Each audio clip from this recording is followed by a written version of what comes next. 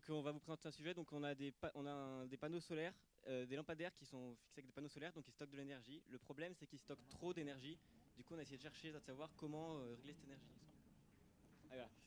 Donc on est parti de 3 constats pour ça. On a vu donc 9 fabricants qui ont un excédent d'énergie. On a cherché à savoir qu'est-ce qu'on pouvait faire de cette énergie.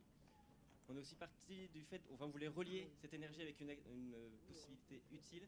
Par exemple les smartphones c'est quelque chose d'utile. Donc on a voulu réagencer le réseau des smartphones, donc en voyant que les antennes faisaient une mauvaise couverture réseau, une consommation élevée.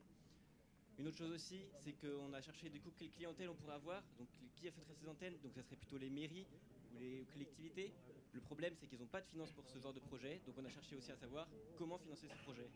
Pour ça, on a pensé à des publicistes, donc qui pourraient mettre les publicités sur notre panneau, ou aussi on a pensé à mettre des antennes 4G sur nos panneaux solaires, sur nos lampadaires, pour pouvoir rajouter le réseau. Alors notre concept s'inscrit directement dans la continuité de la théorie de Jérémy Rifkin. Donc selon lui, vous le savez probablement déjà, le projet d'affranchissement énergétique réside dans l'implantation d'infrastructures produisant leur propre énergie. Et donc on s'est posé la question, pourquoi ne pas aller plus loin? Pourquoi se limiter à faire des structures habitables, seulement des structures habitables autonomes? Pourquoi ne pas faire de la rue, qui est l'endroit commun par excellence, un lieu d'énergie positive?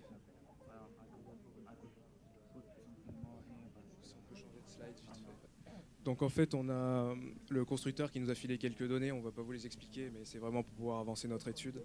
Donc on va vite passer sur l'autre slide qui est plus importante.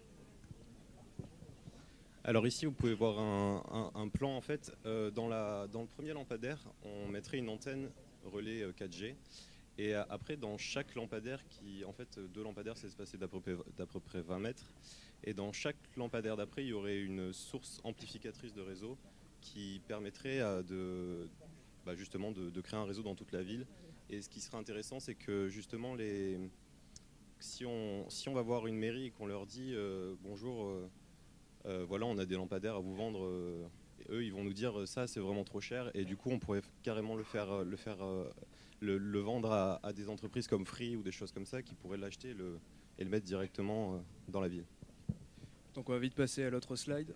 En fait, on s'est rendu compte qu'il nous fallait au moins un panneau solaire pour faire tout ce qui était éclairage, puis un second panneau solaire qui nous permettrait d'avoir tout ce qui était couverture 3G. Et on s'est rendu compte qu'on avait un surplus d'énergie. Donc ce surplus d'énergie, on va le faire sur on va l'utiliser à plusieurs techniques. Et voilà.